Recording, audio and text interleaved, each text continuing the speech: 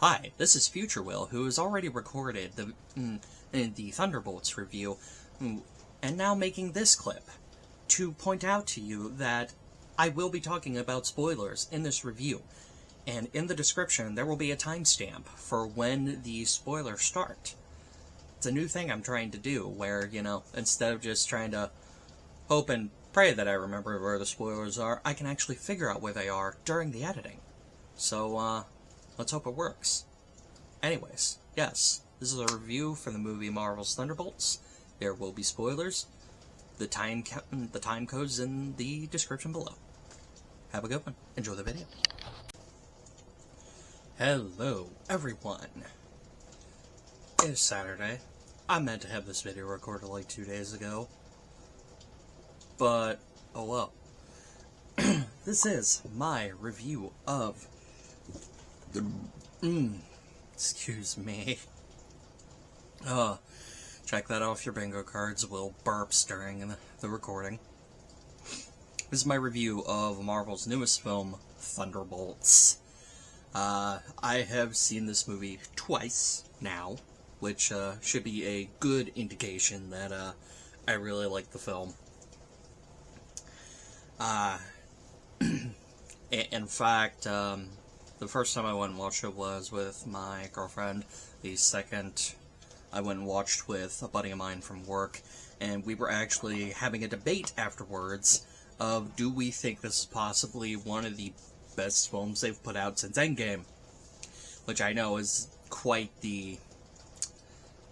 be quite the hyperbolic remark, and honestly, I sat and looked at the stack of movies that have come out since. Entertainment value-wise, I really liked Spider-Man No Way Home and Deadpool and Wolverine. But on a story level, I feel like Thunderbolts blows both of them out of the water. Just because, you don't really have to not look at the story too closely to enjoy it. Kind of like you do with No Way Home and Deadpool and Wolverine.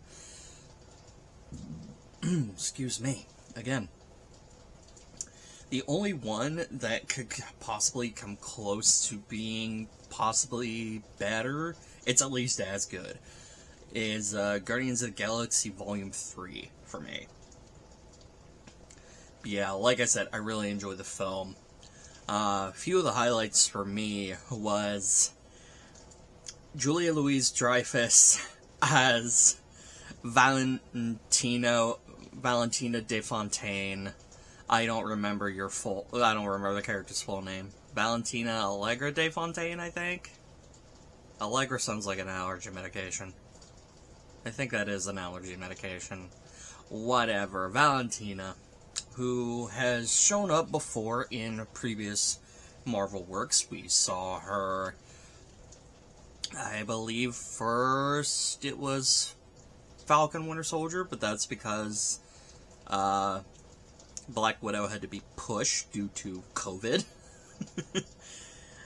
But yeah, we've seen her in the post-credits of Black Widow.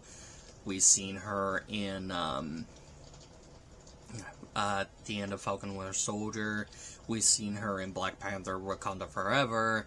And now, finally, she takes more center stage as one of the two antagonists, I'd say the main antagonist of this film, and this film shows that she is a conniving, manipulative, opportunistic bitch, and I love it. And Julia Louis-Dreyfus just plays it so perfectly. She's one of the standout performances in this film for me.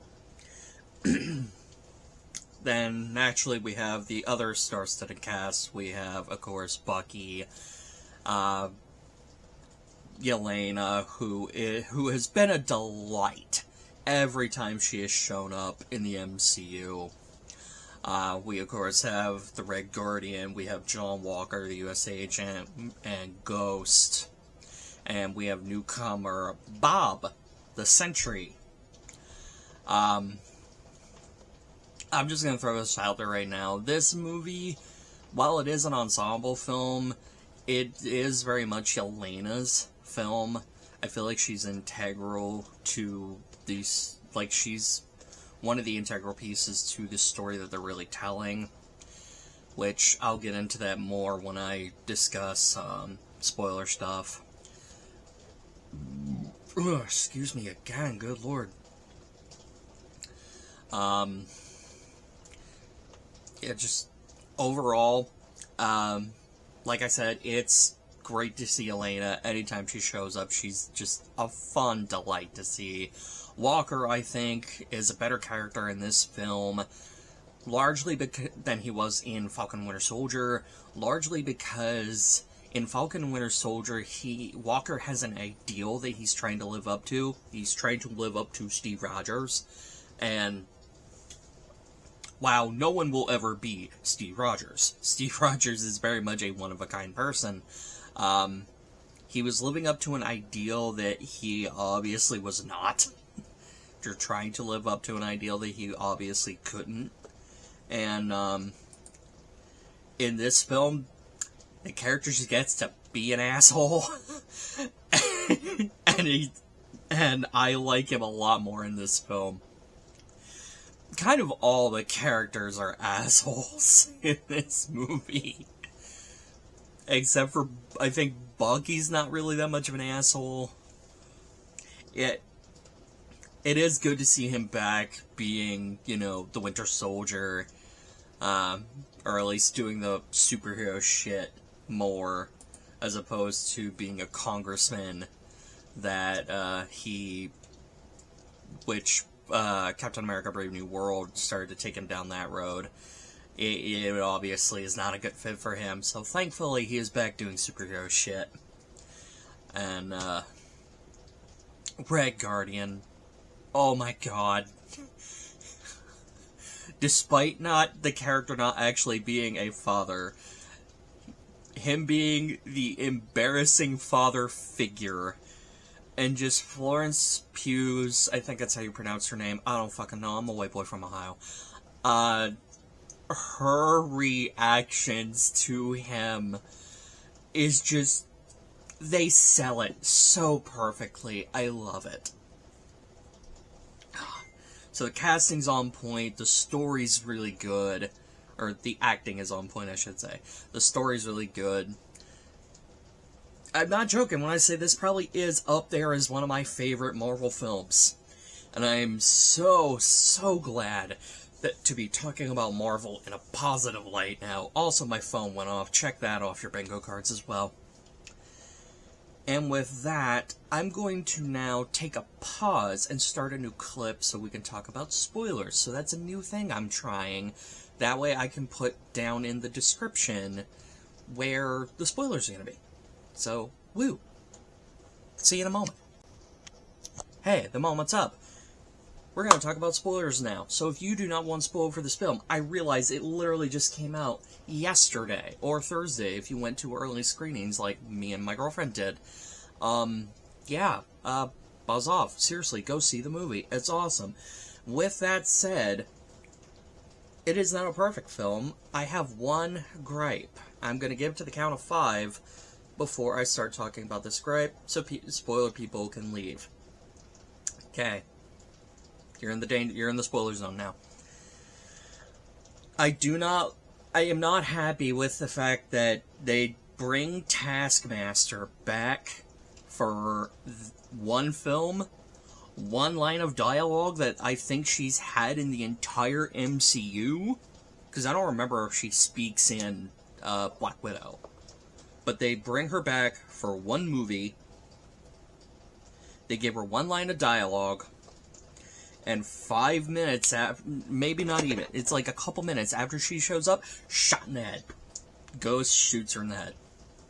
And that's the end of Taskmaster. I know reception of Taskmaster in the Black Widow film wasn't great.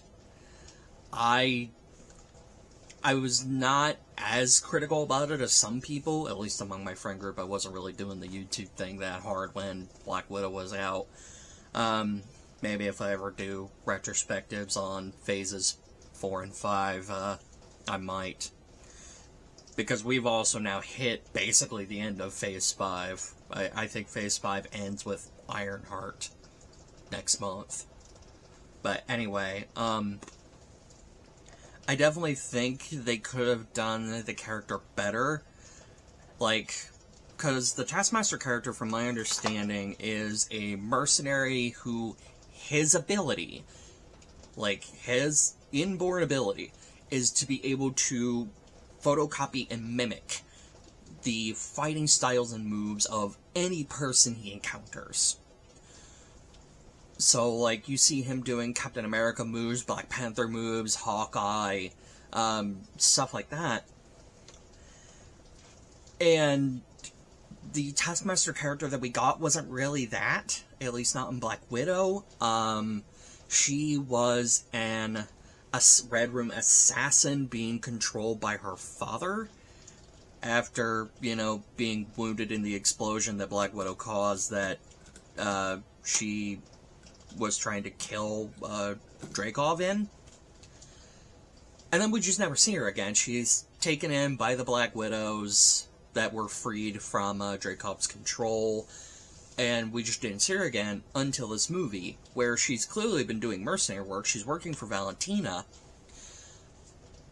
But like I said, a line of dialogue and then a bullet to the head. I do think that they could have done the core of the Taskmaster character with who they had. But to kill her off just like that, it feels like someone up in Marvel decided, they didn't like what we did with this, just get rid of her. And I don't like that. I know there's probably going to be some people, my boss included, who will be happy that Taskmaster is dead and we can get the quote-unquote real one. But, yeah, I'm not happy that they just kill her off. I kind of saw it coming, just given that she was not listed amongst the cast coming in for Doomsday. I figured she was either going to die or retire, something. Because literally all the other Thunderbolts are in Doomsday. But, since we're in the spoilers, I can correct myself. That's not their name. They are the New Avengers, which I don't know if I talked about this in any of my videos. I definitely talked about this in my friend group. My two guesses what the asterisk in the film was going to be was either New Avengers or Dark Avengers. I knew it was going to be one of those two. And so I'm going to take that as a called it. So now we have potentially not one but two, maybe three, if this wasn't cancelled like rumors seem to suggest, or if it was even a thing to begin with. We'll talk about that later.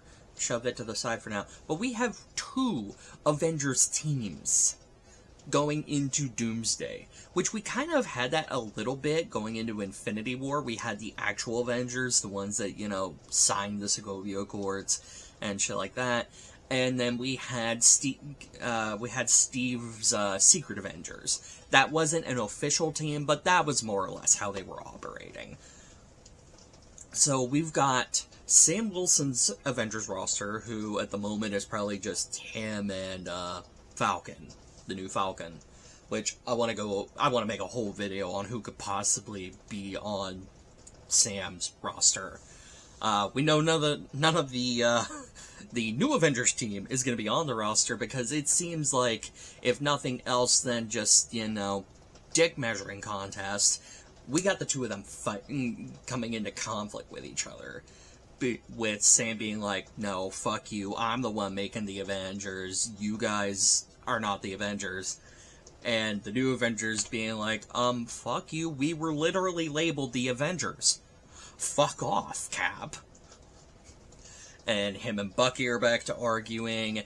It's a whole thing. I cannot wait to see how that plays out in Doomsday. Or if it plays out in Doomsday. So we've got a team of Avengers. We got the new Avengers. We're going to have the X-Men. We might have the Young Avengers, if that's going to be a thing. I don't know. We got quite a few teenage superheroes now. But that's not what we're going to talk about. That's an entirely separate video. That I need to go ahead and make that fucking video. Anyway. So, that's fun. And since we're on the topic of the new Avengers, let's just talk about the post-credits scene. Not the one with Red Guardian looking like fat old Ted Lasso, being excited that he's on a Wheaties box. They are not allowed to shave David Harbour's beard as Red Guardian anymore. No. No. Ew. No. That looks so bad. Although, speaking of bad, I probably should have said this in the non-spoiler part, but I was not a fan of how Sentry's costume looked. Yes, I know it's comic accurate, but comic accurate does not always translate well. Go look up at Guy Gardner's fucking haircut in the Superman film. Anyway. The final post-credits scene, it does establish that there is a bit of a conflict between Sam's Avengers team and the new Avengers. And there is an extra-dimensional ship that has popped up in space. And lo and behold, it is the ship belonging to the Fantastic Four. So, we know now that the end of the Fantastic Four film, at least by the end, they have to end up in the 616 universe, the Sacred Timeline, the main Marvel universe. How they end up there, who all ends up there, because that's a possibility. They might not all four be there. Like they could be separated, people could die, probably not, because I'm pretty sure all four of them are confirmed to be in Doomsday. Nothing says that all four of them have to be on the ship, just that some of the Fantastic Four team have ended up in the main Marvel Universe. So I'm really going to be excited to see how and why they end up in the main universe. And to kind of round this out, and to get further into just some of the more character talk, let's talk about Sentry / the Void. I've had the argument for years that Marvel takes any overpowered comic character and nerfs them in the MCU, because Wanda's a little bit nerfed. Adam Warlock, granted he's just starting out, but he's not as powerful as he could be. Who else was I thinking of? Anyway, I know there's some overpowered characters in the MCU, or characters in the MCU that are supposed to be overpowered in the comics, but they're not in the MCU.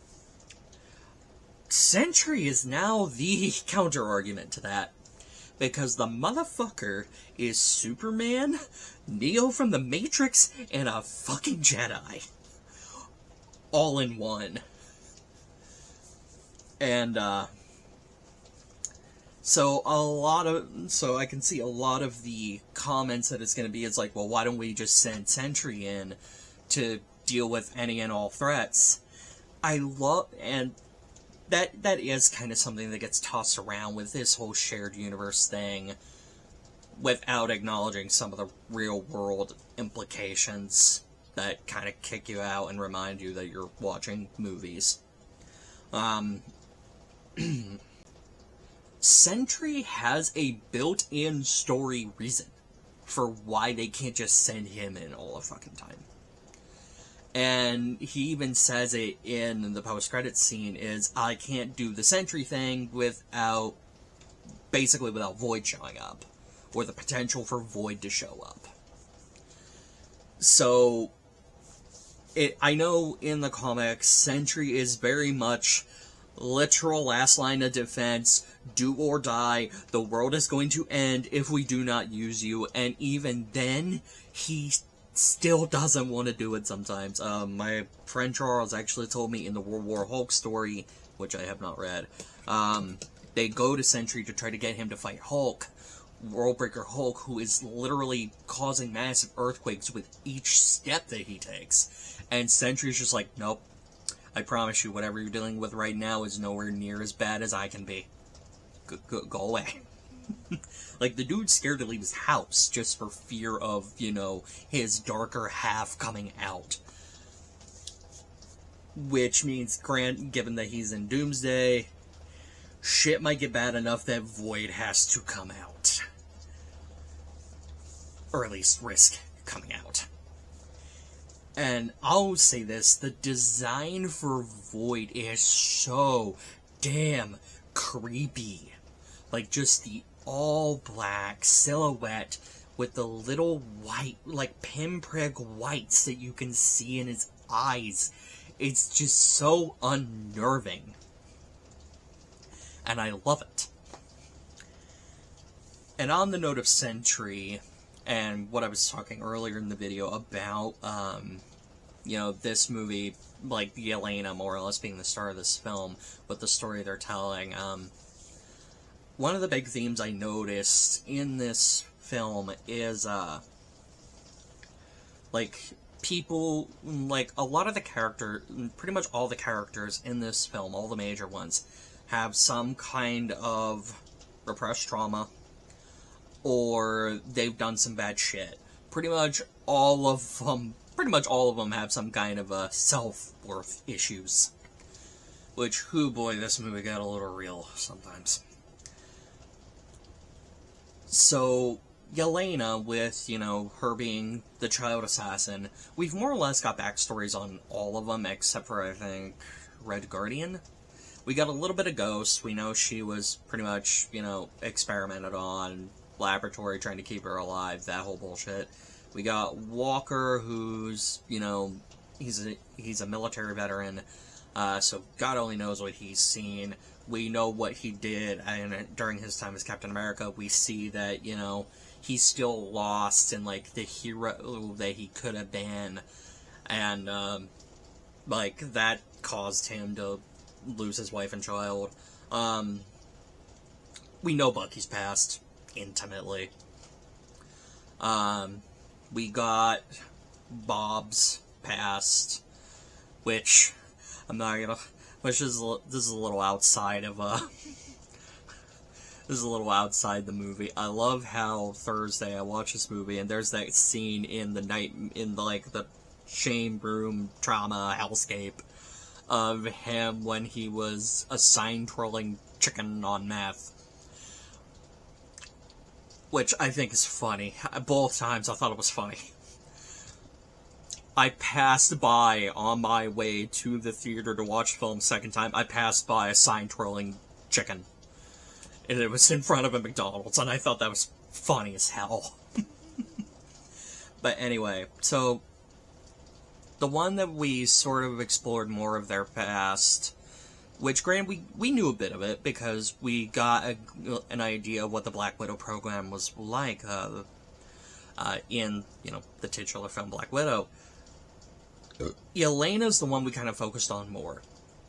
How, the shit she had to endure as a child, the fact that she feels so alone because, her sister's dead, her and her dad don't talk that much. She does horrible things at her job, she goes home, thinks about those horrible things, gets drunk, goes to work, does more horrible things, goes home, thinks about those horrible things. It's just a fucking cycle. And it's one that some of us can kind of relate to, not necessarily, as extreme as Yelena, but we can see ourselves in those shoes. And what I'm kind of getting towards here is, I noted to both of my friends that I talked to about Marvel stuff, and to my significant other as well, my girlfriend, that this is the second film in a row where normal-ass people have gone up against either overpowered or just a foe that they cannot possibly beat in a straight-up fight, and the movie was resolved by the power of love. This is the second time in a row this has happened. However, I think this works better in Thunderbolts than it did in Captain America 4. And I'm gonna plant my flag as why I think it works better in this film.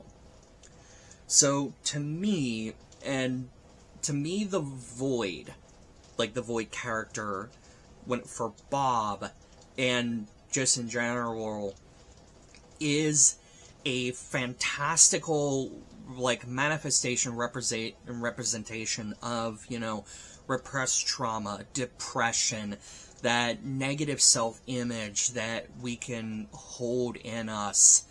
And you see in the nightmare hellscape that the Void creates, like, people relive their inner demons.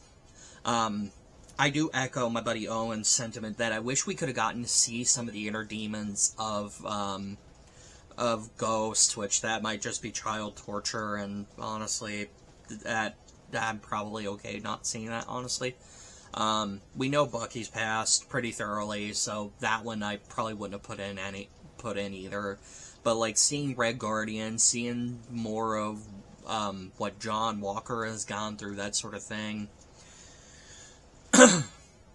But, like, so there's the major themes of, you know, guilt, repressed trauma, negative self-image, just this inner darkness that can consume people and overtake them. And Yelena's initial advice in the beginning is, oh, just shove it down, just, you know, put it away, don't fucking deal with it. Anyone who actually deals with this sort of thing knows that that's not the way to do it, that that's the wrong way to go about it. And so in the end, when Bob is confronting Void and is beating the shit out of him, and you see that, like, the shadows are slowly overtaking him, even Bucky, you know, notes this isn't right, this isn't the way to win. And that's what I was kind of sitting there thinking. It's like, you do not win the fight against your own inner darkness by beating the shit out of yourself, metaphorically. Because that's what your inner darkness is already doing. You're already beating the shit out of yourself, metaphorically. Hopefully not literally. So to try and fight it that way is just feeding it. It's just giving it what it wants. And you need the sort of love and support of others, of friends, of family who's going to be there with you to help you through all this. And that's what Yelena, especially, since she kind of took to Bob more than the others, but eventually the others, all kind of did there at the end. It's like, you are not alone. You do not have to deal with this by yourself. And, you know, beating the shit out of yourself is not the way to win this. We are here, we will help you. So in my mind, that works better than, you know, Sam just happens to run into the, you know, the cherry blossom trees and, hey, Ross, please, please, please, be in there enough mentally to remember your daughter before you turn me into a red, white, and blue stain on the pavement. Please.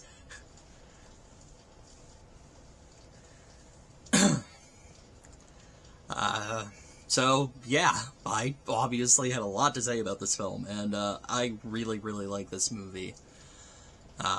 Definitely looking forward to adding it to my ever-growing MCU movie collection, which I noted the other day that we are nearing 40 fucking movies.